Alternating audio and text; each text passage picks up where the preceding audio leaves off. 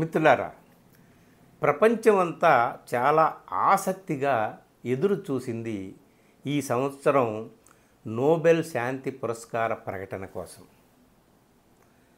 అంటే ప్రతిసారి ఇంత ఆసక్తిగా ఎదురు చూసిందంటే చూడకపోయి ఉండవచ్చు. ఈసారి ఎందుకు చూసింది అంటే, ఈసారి ఈ నోబెల్ శాంతి పురస్కారం ఎవరిని వరిస్తుందా అని కాదు, కొంపదీసి అమెరికా అధ్యక్షుడు డొనాల్డ్ ట్రంప్ని ఎక్కడ వరించేస్తుందో ఈ పురస్కారం. అలాంటి చారిత్రక సందర్భం చరిత్రలో నమోదైనప్పుడు మనం ఉన్నాం కదా అని మనం ఆశ్చర్యపోవాలి కదా అని చెప్పి ఒకానొక ఉత్కంఠతో ప్రపంచం అంతా ఎదురు చూసింది. ఆ ప్రమాదం తప్పింది. ట్రంప్కి శాంతి పురస్కారం, నోబెల్ శాంతి పురస్కారం రాలేదు. అది వెనిజులాలోని ప్రజాస్వామిక హక్కుల కోసం పోరాటం చేస్తున్న మరియా కొరినా మచాడో అనే ఆవిడకు దక్కిందండి. ఇప్పుడు ఆవిడ ఎవరు ఏమిటి అనేటటువంటిది మీరు నిన్నటి నుంచి చూస్తూనే ఉంటారు. మళ్ళీ చెప్పుకుందాం ఈ వీడియోలో కూడా ఆవిడ గురించి 2-3 మాటలు. ముఖ్యంగా ఎందుకు ఆమెకి ఇచ్చారు ఏమిటనేది. ట్రంప్ మాత్రం ఎన్ని ప్రయత్నాలండి. ఆఖరికి చివరాఖరి ప్రయత్నంగా ఆయన గాజా ఇజ్రాయెల్ మధ్య శాంతి ఒప్పందం కోసం ఎంత తంటాలు పడిపోయాడు, ఎంత చెమటోడ్చాడు, కింద మీద పడిపోయాడు కదా. 20 సూత్రాల పథకాన్ని ప్రవేశపెట్టాడు. నెతన్యాహు అటు హమాస్ మాట వినలేదు. హమాస్ వాళ్ళు మీరు నిరాయుధీకరణ పాటించి అప్పుడు శాంతి ఒప్పందం మీద సంతకాలు పెట్టండి అన్నాడు. వాళ్ళు వినలేదు. అసలు పాలస్తీనాని, గాజాని ఒక శ్మశానంగా మార్చివేయడంలో ముందు ఉన్నది ఇజ్రాయెల్. అలాగే ఇజ్రాయెల్ నేత నెతన్యాహు, దాని వెనక ఉన్న బలవంతా అమెరికానే కదా. ట్రంప్ చేసింది. అలాగే అమెరికాలో ఉన్నటువంటి నిన్న మనం మాట్లాడాను బడా కార్పొరేట్ సంస్థలు, ఆ మారణాయుధాలని సప్లై చేసినటువంటి సంస్థలు, వార్ మెటీరియల్స్, టెక్నాలజీ అంతా సప్లై చేసే సంస్థలు అన్నీ ఉన్నాయి కదా.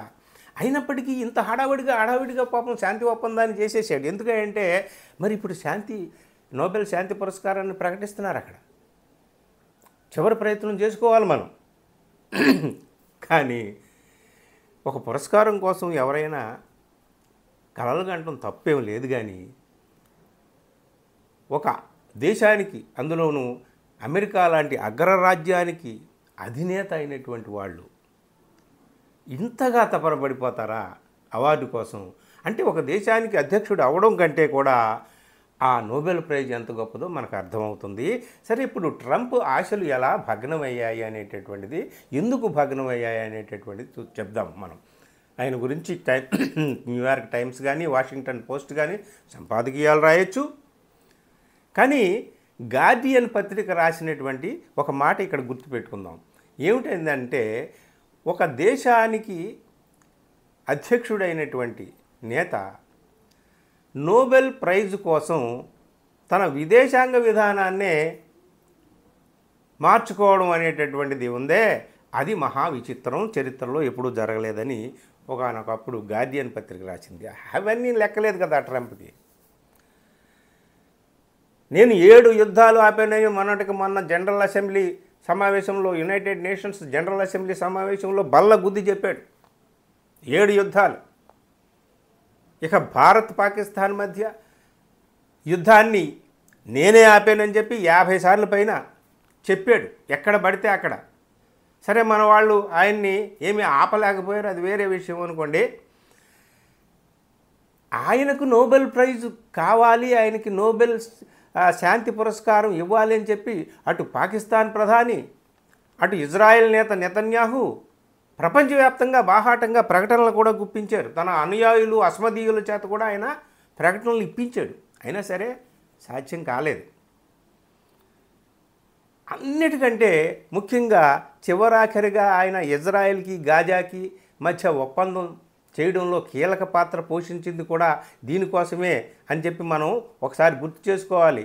ఎందుకంటే గాజా మొత్తాన్నే తన అల్లుడు, గ్రేట్ రియల్ ఎస్టేటర్ అమెరికాలో, అల్లుడికి మొత్తం గాజాని ఒక అమ్యూజ్మెంట్ పార్కుగా రాసిచ్చేయాలని చెప్పి ట్రంప్ కోరుకున్నాడు. కానీ మరి ఆ అల్లుడు ఇప్పుడు అడ్డం తిరగలేదా ఈ శాంతి ఒప్పందానికంటే? అల్లుడిని ఒప్పించి ఉంటాడు, చేతులు పెట్టుకుని బతిమాలుకొని ఉంటాడు, అల్లుడా అల్లుడా ఈసారికి ఆగరా, ఏముందలే నెతన్యాహు ఇప్పుడైతే సంతకం పెట్టుంటాడో ఆ సంతకాన్ని చెరిపేయడానికి ఎంతో టైం పట్టదు వాడికి. 2023లో అలాగే శాంతి ఒప్పందం సంతకం చెరిపేశాడు, 24లో చెరిపేశాడు, 25 నేను అధికారంలోకి రాకముందు జరిగినటువంటి జస్ట్ బిఫోర్ ట్రంప్ ప్రమాణ స్వీకారానికి ముందు జరిగినటువంటిది సీజ్ ఫైర్ ఒప్పందాన్ని కూడా ఉల్లంఘించాడు. ఉల్లంఘించడంలో అతనికంటే గనుడి ప్రపంచంలో ఎవడో లేడు నెతన్యాహు కంటే. ఇవాళ రేపో ఈ శాంతి ఒప్పందం కూడా పోతుంది, అప్పుడు మళ్ళీ నువ్వు గాజాని నీ రియల్ ఎస్టేట్ బిజినెస్ కోసం వాడుకుందువు కానీ ప్రస్తుతానికి ఆగరా నాయన అని చెప్పి అల్లుడిని అలా బొజ్జగించి ఉంటాడు ట్రంప్. ఎన్ని చేసినా ఏం చేసినా ఫలితం దక్కలేదు.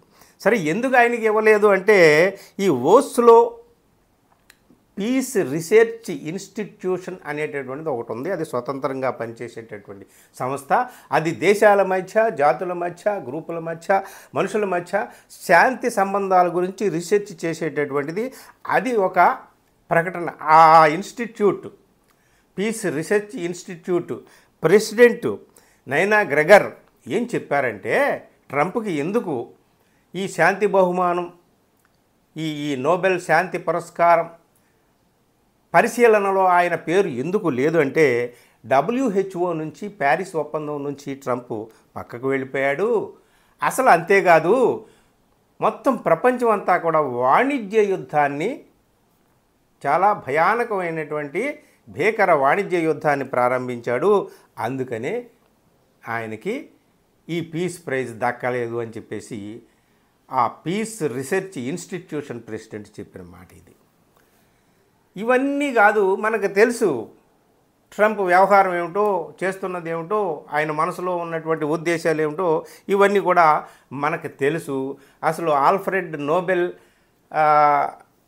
పేరు మీద ఇచ్చేటటువంటి ఈ నోబెల్ శాంతి పురస్కారం లక్ష్యాలు ఏమిటో మనకు తెలుసు. ఆ లక్ష్యాలకు అనుగుణంగానే ప్రతిసారి ఇస్తున్నారంటే ట్రంప్ కంటే కూడా అధ్వానమైనటువంటి వాళ్ళకి ఇచ్చేటటువంటి అవకాశాలు ఇచ్చినటువంటి సందర్భాలు ఉన్నాయి.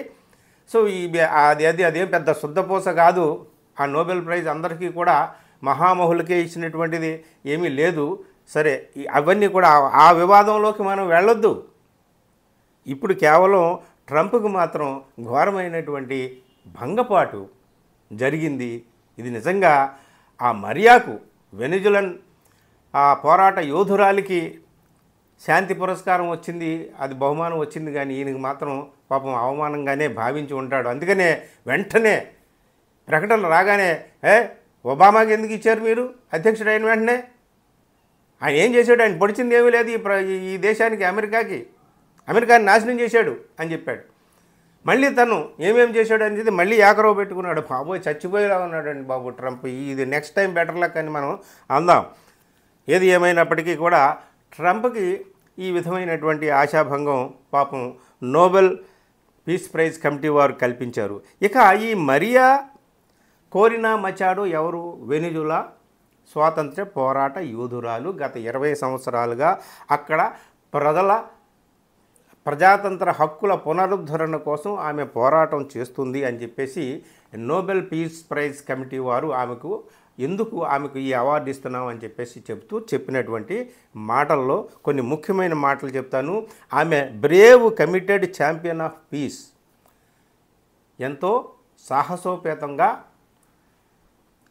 కఠోరమైనటువంటి లక్ష్యంతో శాంతి కోసం కట్టుబడినటువంటి సాహసికురాలుగా ఆమెను వర్ణించారు. అలాగే a woman who keeps the flame of democracy burning amidst growing up darkness. నిరంతరం పెరిగిపోతున్న, దట్టంగా అల్లుకుపోతున్నటువంటి గాఢాంధకారంలో ప్రజాస్వామ్యం అనే కాగడాను ఆమె ఎప్పుడు రగిలిస్తూ వెలిగిస్తూ ఉంది. అలాంటి మహిళ, అందుకని ఆమెకి ఇస్తున్నాము. అలాగే ఈ ప్రైజ్ ఎందుకు ఆమెకి ఇస్తున్నామంటే, ఆమె tyreless work for promoting democratic rights for the people of Venezuela ప్రజల యొక్క ప్రజాతంత్ర హక్కుల కోసం ఆమె నిర్విరామంగా, నిరంతరంగా పరిశ్రమించింది కాబట్టి దానికి గుర్తింపుగా ఆమెకు ఇస్తున్నాము. అలాగే వెనిజులాలో నియంతృత్వం పోయి ప్రజాస్వామ్యం పరిడవిల్లాలి, అదంతా కూడా న్యాయంగా శాంతియుతంగా జరగాలి అనేటటువంటి, అంటే శాంతి అహింసా మార్గంలో ఆమె ప్రజాతంత్ర విలువలు కాపాడడానికి నిలబడింది కాబట్టి ఆమె ఇస్తున్నామని చెప్పేసి వాళ్ళు చెప్పారు. కోర్స్ ఆమె మీద విమర్శలు కూడా ఉన్నాయి. ఆమె కమ్యూనిస్టులకు సోషలిస్టులకు వ్యతిరేకి. ఆమె పాపులర్ క్యాపిటలిజం అనేదాన్ని ఆమె ప్రోత్సహిస్తుంది, అలాగే ప్రైవేటైజేషన్ కోసం గట్టిగా వాదిస్తుంది. సరే, ఆమెకున్నటువంటి సిద్ధాంతాలు ఆమెకున్నాయి. ఏది ఏమైనప్పటికీ కూడా అథారిటేరియనిజం మీద అలాగే నియంతృత్వానికి వ్యతిరేకంగా గట్టిగా పోరాడి నిలబడింది కాబట్టి ఆమెకి ఈ గుర్తింపు వచ్చింది. ఒకవేళ ఈ మరియా వెనిజులా ఆమెను స్వతంత్ర సేనాని అని వర్ణించాడు, స్వాతంత్ర పోరాట యోధురాలని చెప్పి ట్రంప్ వర్ణించాడు ఒకప్పుడు ఈమెనే. సరే, ఆమె ఈ మరియా అనే ఆమె నిజంగా ప్రజాస్వామ్యం కోసం, ప్రజాస్వామిక విలువల కోసం, హక్కుల కోసం పోరాడి ఇప్పుడు నోబెల్ పీస్ ప్రైజ్ సాధించిందే. ఆమె నిజంగా మన దేశంలో ఉండుంటే ఏం జరిగేది? నోబెల్ శాంతి బహుమానం ఏమో కానీ ఆమెకు జైలు బహుమానం మాత్రం ఖచ్చితంగా దక్కేదన్నమాట. ఎందుకంటే ఆమె అక్కడ చేసినటువంటి పోరాటంలో ముఖ్యమైనది ఎన్నికల సంస్కరణ, ఎన్నికల్లో జరుగుతున్నటువంటి అక్రమాలు అవకతవకలకు వ్యతిరేకంగా కూడా ఆమె పోరాడింది. ఇక్కడ రాహుల్ గాంధీ పోరాడుతున్నట్టు ఓటు చోటుకి వ్యతిరేకంగా. సో ప్రశ్నించడము, ప్రజాస్వామ్యం గురించి మాట్లాడడము, ఇవన్నీ పనులు చేసేటటువంటి వాళ్ళు ఇక్కడ దేశద్రోహులు. పనిలో పని, మాటల్లో మాటగా ఒకటి మనం గుర్తు చేసుకోవాలి. 2024 జనరల్ ఎలక్షన్స్లో సందర్భంగా దానికి ముందు మన మోడీని నోబెల్ పీస్ ప్రైజ్ కమిటీలో సభ్యుడైనటువంటి ఒక సభ్యుడైనటువంటి అస్లతో మన ప్రధాని నరేంద్ర మోడీని చాలా ఘనంగా పొగిడాడండి. ఎంత ఘనంగా పొగిడాడంటే ఆయన్ని రియల్ ఫేస్ ఆఫ్ పీస్ అని పొగిడాడు. ఇక ఆ దెబ్బతో ఆయన అలా ఆకాశానికి ఎత్తేసేటప్పటికి ఇక్కడ మన వాళ్ళకే ఎక్కడ ఆగలేదు. మెయిన్గా మెయిన్ స్ట్రీమ్ మీడియా, గోధి మీడియాకి ఎక్కడ ఆగలేదు. చంకలు గుద్దుకుంటూ ఇక నెక్స్ట్ టైము మన మోడీకి పీస్ ప్రైజు, ఈ నోబెల్ పీస్ ప్రైజ్ వరించవచ్చు అనేటటువంటి ఇక ఆర్భాటం, హంగామా అంతా ఇంత చేయలేదు. సరే, ఏమో చెప్పలేము.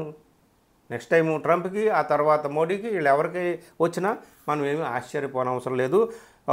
నోబెల్ శాంతి బహుమానం అనేటటువంటిది ఏమి శుద్ధపోస కాదు, ఎవరికి దక్కినా దక్కవచ్చు. ఇదండి మొత్తానికి. ఏది ఏమైనా మనం ట్రంప్కి జరిగినటువంటి ఈ ఆశాభంగం పట్ల సామూహికంగా ప్రపంచం అంతా కాస్త జాలిని, ఆయన పట్ల సానుభూతిని ప్రకటిద్దాం. నెక్స్ట్ టైం బెటర్ లక్ అని ఆయనకి చెబుదాము. ఏమో ప్రపంచంలో కనీసం ఈ శాంతి బహుమానం, నోబెల్ శాంతి బహుమానం పొందాలన్న దుగ్ధతో, ఆకాంక్షతో, కోరికతో ఆయన ప్రపంచం అంతా కూడా శాంతి నెలకొనాలన్న ప్రయత్నాలకు కట్టుబడి ఉంటే అంతకంటే కావాల్సిందే ఉంది. కాబట్టి ట్రంప్ ఈ ప్రపంచంలో శాంతి కోసం ఆయన 24 గంటలు అహోరాత్రాలు అహర్నిశలు చాలా అంటే లక్ష్యశుద్ధితో పోరాటం చేసి నోబెల్ ప్రైజు కొట్టాలి, నోబెల్ శాంతి పురస్కారం కొట్టాలి అని కోరుకుందాం. Thank you.